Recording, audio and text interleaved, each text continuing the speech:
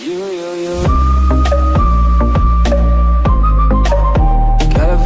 dreaming about you. Hey, what is up everyone? My name is Richard and welcome to the crypto community. Today I'm going to be going over what exchanges to buy cryptocurrency on and why I think you should actually have accounts on multiple exchanges. Before we get into it, don't forget to subscribe for more content like this and try and stick with me here because we got some really interesting concepts to cover. Okay, so a lot of people search for and ask what exchange is the best exchange to buy cryptocurrency on, and there's no solid one answer. That's why I actually have this really interesting theory or idea, and a lot of other people actually share this idea. So Bitcoin, for example, if we go over here to exchanges, you can see there are tons and tons, and a lot of these things are different things. Don't think that this is all different exchanges. A lot of it is repeats. Like right here, we got lots of repeats. It is going Bitcoin into different currencies. So just lots and lots. And a lot of people get kind of overwhelmed. They're like, well, what one do I use? Which one's best? And there's really no one answer. I mean, if we go over here, a list of exchanges, there's quite a decent amount of main exchanges. And what I would suggest is actually having accounts on 5 to 10 of them. And I'm going to go over why right now. So I saw this in another YouTuber, Altcoin Buzz, a really amazing channel. Altcoin Buzz does really great stuff, but they proposed this one very interesting idea. Let's try and find something. Okay, we go here.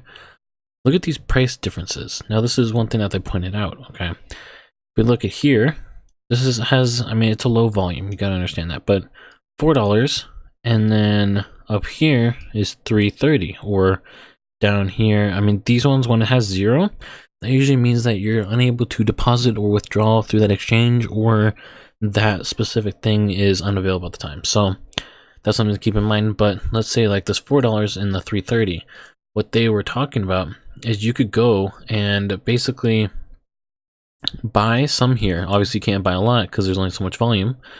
So the price as you buy is going to be dropping, or actually, sorry, in this case, you'd go the opposite way. But you could also do it with a 220 and buy down here on this exchange, Ether Delta, which is one I definitely recommend. I really personally enjoy Ether Delta, but you could buy an Ether Delta and then sell up here on one of these other ones, KuCoin or something like that, and turn a pretty decent profit. And you can only do it for so much, obviously, but you have money onto these exchanges, you're able to do that kind of trade. So it's basically you're making money, and usually if you find it, you won't make, I mean, you're not going to make 5 extra money by just doing that and switching over the exchanges, obviously, but you could very well make a little bit of money. So let me see if this is still up here. Lisk had a really interesting, okay, it's resolved itself. The exchange, there was one exchange you could no longer deposit Lisk.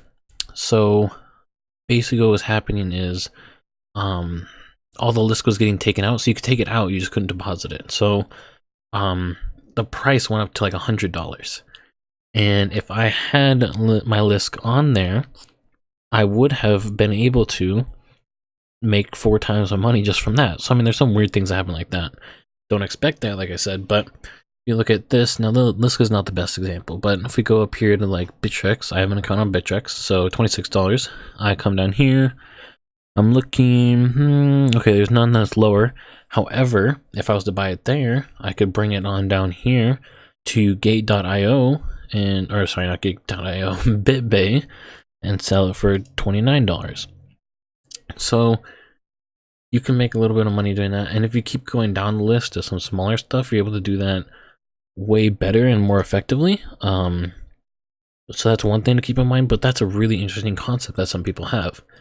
And if we hop over here, some main ones I would say to have accounts on, because they usually have those price differences, so you can make some money doing that by just moving money around or stuff like that, or just different ones that are good to hold your money on. Let's see, Bitfinex,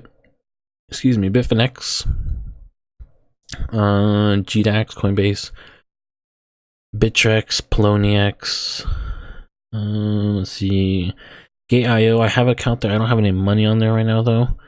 Just a disclaimer, Ether Delta, I don't know where that is in here. Ether Delta is a really good one I use a lot.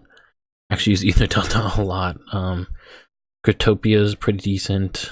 Yeah, Binance. I'm trying to think, was there any? Yeah, those are basically the main, those are all the ones I have accounts on, I believe. But Ether Delta has some really, really great deals for different things. I'm trying to think here. I think this one's on Ether Delta.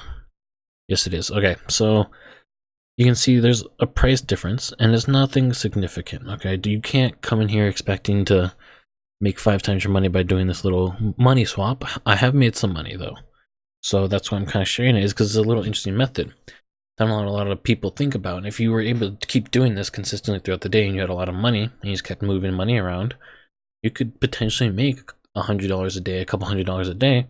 Nothing too amazing, but you'd be able to just keep making money. But yeah, Ether Delta $1.50. You could come up here.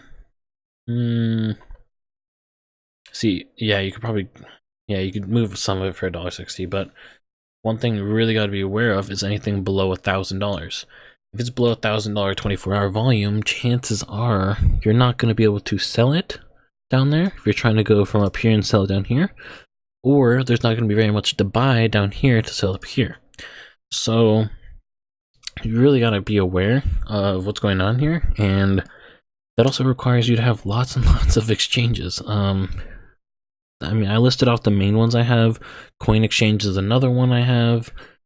I also have an Gate.io. I tried to set up a KuCoin. I mean, all these different ones. I was trying to set up basically every single exchange. That way I would be able to just do it quickly, because within an hour that'll usually correct itself, and then it'll happen with different coins consistently throughout the day.